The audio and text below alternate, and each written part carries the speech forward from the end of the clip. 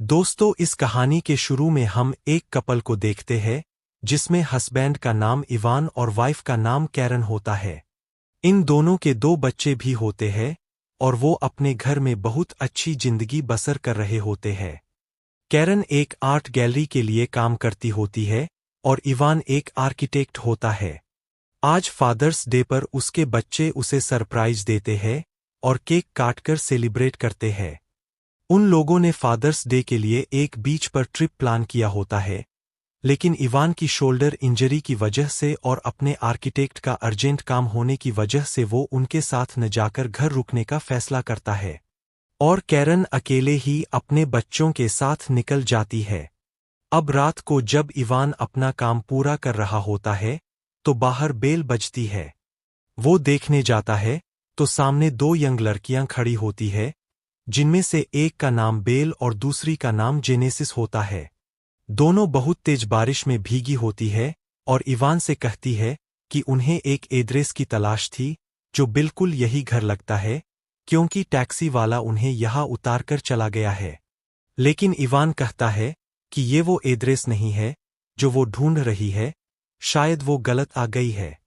वो लड़कियां अब कहती है कि हमारे फोन भी भीग चुके हैं और हमें एड्रेस कंफर्म करना है, जो हम आपके कंप्यूटर से कर सकते हैं अगर आपको बुरा न लगे। इवान मान जाता है और उन्हें घर के अंदर आने की इजाजत देता है। फिर वो उन्हें तौलिया देता है और अपना टैबलेट यूज करने की इजाजत भी देता है। अब जब वो एड्रेस देखती है तो थोड़ा सा चेंज होता है, जो ये नहीं था। तो इवान कहता है कि वो उन्हें एक टैक्सी बुक कर देता है, जिसे आने में अब 45 मिनट लगने वाले थे। अब वो लड़कियां बारिश में बहुत भीग चुकी थीं, तो वो इवान से वॉशरूम यूज करने और अपने कपड़े सुखाने का कहती है। इवान अपने ड्रायर में उनके कपड़े डाल देता है। अब वो लड़कियां इवान से काफी बातें करने लगती है, उसका म्यूजिक प्लेयर चला देती है और फिर इवान को अपने काम के बारे में बताने लगती है। धीरे धीरे वो इवान को सिड्यूस करने की कोशिश करती है, तो इवान बहुत अजीब महसूस करता है और फिर टैक्सी के आने का टाइम देखता है तो 20 मिनट बचे होते हैं। अब इवान को उन लड़कियों का बर्ताव बहुत अजीब लगने लगता है। वो उससे तमाम पर्सनल सवाल पूछने लगती है, इवान की उम्र वगैरह। इवान बार बार टैक्सी के आने का टाइम देख रहा होता है, तो अब 5 मिनट बचे होते हैं, तो वो थोड़ा रिलैक्स फील करता है। अब जेनेसिस वॉशरूम में चली जाती है और बेल म्यूजिक सुनते सुनते इवान के बहुत करीब आ जाती है। अब वो बहकने ही वाला होता है कि मोबाइल पर नोटिफिकेशन आने से रुक जाता है। वो बाहर टैक्सी के आने का नोटिफिकेशन था। फिर वो उन लड़कियों के ड्रायर में डाले हुए कपड़े लाने जाता है, तो बेल भी वॉशरूम में चली जाती है। वो बाहर काफी नॉक करता है कि अपने कपड़े ले लो और बाहर टैक्सी आ गई है, जल्दी करो, लेकिन वो मजे से अंदर नहा रही होती है और दरवाजा नहीं खोल रही होती है। अब मजबूरन इवान अपनी आंखों पर हाथ रखकर अंदर घुस जाता है ताकि उन्हें कपड़े दे सके और टैक्सी वाला भी कहीं चला न जाए। वो अंदर जाकर देखता है कि वो दोनों लड़कियां न्यूड हालत में नहा रही होती है और वो इवान को भी ज्वाइन करने का कहती है, लेकिन इवान ऐसा कुछ नहीं करना चाहता होता। वो उन्हें बहुत मना करता है, लेकिन वो लड़कियां उससे बहुत चिपकने लगती है। अब इवान अपना कंट्रोल खो देता है और उनके साथ वॉशरूम में इंटीमेट हो जाता है और फिर बेडरूम में जाकर भी यही सब करते हैं। अब सुबह होती है तो इवान की आंख खुलती है। वो लड़कियों को वहां न पाकर सोचता है कि वो यहां से जरूर चली गई होंगी, लेकिन जब वो बाहर आता है तो वो दोनों लड़कियां इवान के किचन में होती है और उन्होंने किचन का बहुत बुरा हाल कर दिया होता है। तभी इवान को उसकी वाइफ का वीडियो कॉल आता है, तो वो बहुत मुश्किल से उससे बात करता है, लेकिन फिर भी वो उसे शोर करके डिस्टर्ब कर रही होती है। वो जैसे तैसे कॉल करके वापस आकर उन दोनों को वहां से जाने को कहता है। अगले ही पल वो देखता है कि वो दोनों लड़कियां इवान की वाइफ की आर्ट खराब कर रही होती है। अब तो इवान को बहुत गुस्सा आ जाता है और उन्हें तुरंत वहां से चले जाने को कहता है। वो कहता है कि अब वो पुलिस को कॉल करने वाला है, उन्होंने बहुत कीमती पेंटिंग्स खराब कर दी है, अब यहां से उन्हें जाना होगा। वो डरने की बजाय हंसने लगती है और कहती है कि हम माइनर है और अगर तुम पुलिस बुलाओगे तो हम ये बात पुलिस को बताएंगी और उल्टा पुलिस तुम्हें पकड़कर ले जाएगी। इवान अब गुस्से से आगबूला होने लगता है। उसे समझ आ जाता है कि रात में उससे बहुत बड़ी गलती हो गई। वो उन्हें पैसे देने का भी कहता है, लेकिन वो नहीं मानती। तभी दरवाजे पर कोई बेल बजाता है। इवान चेक करने जाता है। वहां पर कैरन की दोस्त विवियन आई थी। उसे वहां देखकर इवान बहुत डर जाता है। उसकी वाइफ की दोस्त बस ये चेक करने आई थी कि इवान को किसी चीज की जरूरत तो नहीं। लेकिन इवान घबराया हुआ था कि कहीं वो घर में बेल और जेनेसिस को न देख ले। तभी जेनेसिस आ जाती है और इवान को जरूरत से ज्यादा चिपकने लगती है। उसे देखकर विवियन समझ जाती है कि इवान अपनी वाइफ को धोखा दे रहा है। वो उसे बुराभला कहकर वहां से चली जाती है। अब इवान को इन दोनों लड़कियों पर बहुत गुस्सा आता है। वो उन पर बहुत चीखता है और जबरदस्ती घर से निकालने लगता है, लेकिन वो ढीठ होती है। अब वो वाकई पुलिस को कॉल करने लगता है, लेकिन वो खुद कॉल काट देती है। अब जेनेसिस और बेल डर जाती है और वहां से जाने के लिए मान जाती है। वो उन्हें कार में बिठाकर काफी दूर ले जाता है और एक घर के बाहर छोड़ देता है। इवान अब घर वापस आता है और सबसे पहले वहां की सफाई करता है, क्योंकि उन्होंने घर बहुत गंदा कर दिया था। वो अपनी वाइफ की आर्ट को भी रिपेयर करता है और रात को अब अपना आर्किटेक्ट का काम पूरा करने लगता है कि तभी अचानक उसे अपने घर में किसी चीज के गिरने की आवाज आती है। वो आवाज की तरफ जाता है तो उसे अपनी फैमिली फोटो नीचे जमीन पर गिरी मिलती है। वो उसे उठाने के लिए नीचे झुकता है। वो हैरान था कि ये कैसे गिर गई।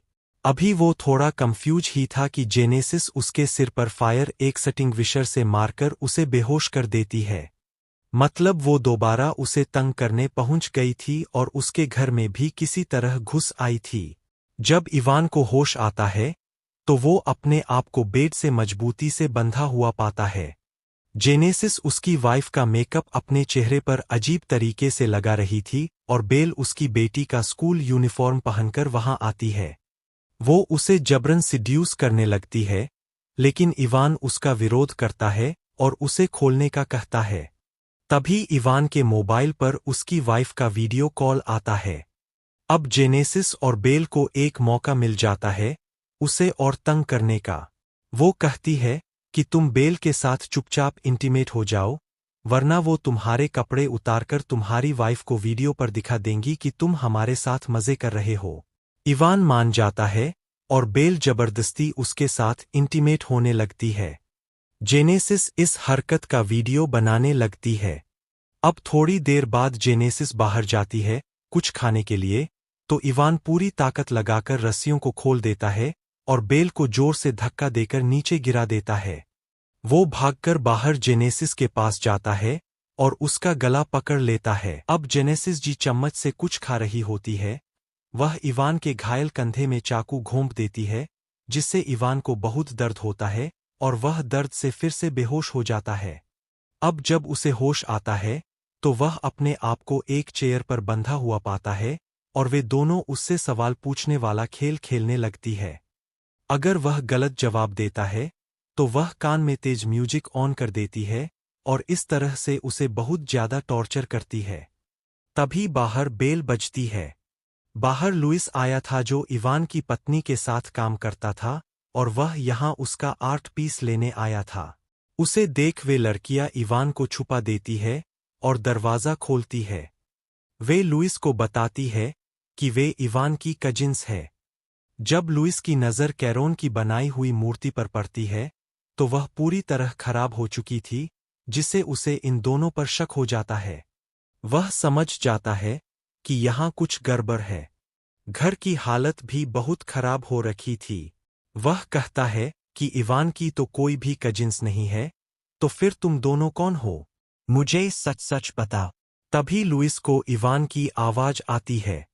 वह जाकर इवान को बचाने लगता है और इतने में वे दोनों लड़कियां उस मूर्ति को तोड़ने लगती है। वह इवान को छोड़कर मूर्ति बचाने जाता है, और भागदौड़ में लुइस को अस्थमा का अटैक आ जाता है। वह अपना इन्हेलर इस्तेमाल करने की कोशिश करता है, लेकिन वे दोनों उसे तंग करने लगती है और उसे इन्हेलर नहीं देती है। तभी लुइस का पैर फिसलता है और उसका सिर जाकर मूर्ति के नीचे के हिस्से से टकराता है और वहीं मर जाता है। इवान उसे देखकर बिल्कुल सुन्न हो जाता है, लेकिन उन दोनों लड़कियों को इससे कोई फर्क नहीं पड़ता। उल्टा वे जोर-जोर से हंसने लगती है। इवान जब उन्हें हंसता देखता है तो उसे एहसास होता है कि ये दोनों बहुत खतरनाक और साइको है। फिर वे लुइस की बॉडी को लपेटकर उसी की गाड़ी में रख देती है। अब वे जानबूझकर इवान के मोबाइल से लुइस के मोबाइल पर और लुइस के मोबाइल से इवान के मोबाइल पर चैट करती है, जिससे ऐसा लगे कि इवान ने ही लुइस को मारा है और उनका आपस में झगड़ा हुआ है। और लुइस का इवान की पत्नी से अफेयर था। अब इवान उनसे रिक्वेस्ट करने लगता है कि वह अपने परिवार से बहुत प्यार करता है, तो उसका क्या कसूर है, उसे छोड़कर चली जाओ। वह कहती है कि अगर इवान अपनी पत्नी से सच्चा होता तो वह उनके साथ अंतरंग नहीं होता, उसे जीने का कोई हक नहीं। वह बहुत कहता है कि उन्होंने उससे जबरदस्ती की थी, लेकिन वह उसकी कोई बात नहीं मानती और बाहर जाकर उसका कब्र खोदने लगती है। उधर इवान अपने पैरों से आईपैड से अपनी पत्नी को कॉल करने की कोशिश करता है। जब जेनेसिस देख लेती है और आईपैड पकड़कर उसे तोड़ देती है। अब उन्हें बहुत गुस्सा आता है और वे इवान का घर तोड़ने लगती है और वहीं उन्हें छुपी हुई बंदूक भी मिल जाती है। वह बंदूक लेकर आती है और उसकी रस्सियां खोल देती है। अब वे उससे कहती है कि तुम घर में कहीं भी छुप जाओ, अगर तुम सुबह तक छुपे रहे तो हम यहाँ से चली जाएंगी, और अगर पकड़े गए तो हम तुम्हें गोली मार देंगी। इवान भागता है और काफी देर तक छुपा रहता है। वे इसी तरह उसे ढूंढती है, लेकिन इवान फिर बाहर की तरफ भागता है। वह जाकर उसे पकड़ लेती है। इवान शोर मचाने लगता है तो वह गन पॉइंट करके उसे चुप करवा देती है। अब इवान को वे बांधकर उसी कब्र के पास ले जाती है और उसका सिर्फ सिर बाहर छोड़ देती है। वह उसे बताती है कि वह उसे कभी मारना नहीं चाहती थीं। वह इस तरह के काम करती है और लोगों को टॉर्चर करने में उन्हें बहुत मजा आता है। अब वह इवान को वही वीडियो दिखाती है जो जेनेसिस ने बेल और इवान की जबरदस्ती करते वक्त बनाई थी। वह उस वीडियो को इवान के मोबाइल से उसी की फेसबुक आईडी से अपलोड कर देती है और साथ में लिख देती है, सेलिब्रेटिंग फादर्स डे, और वहां से चली जाती है। अब इवान अपना हाथ निकालकर उस वीडियो को डिलीट करने की कोशिश करता है, लेकिन वह उल्टा लाइक हो जाती है। अब इवान अपनी आंखों के सामने अपनी जिंदगी बर्बाद होते देख रहा था, लेकिन कुछ नहीं कर पा रहा था। उसकी पत्नी अब वापस घर आती है और घर की इस हालत को देखकर बेहोश हो जाती है। वह समझती है कि इवान ने यह पार्टी की होगी, और यहीं पर यह मूवी खत्म हो जाती है।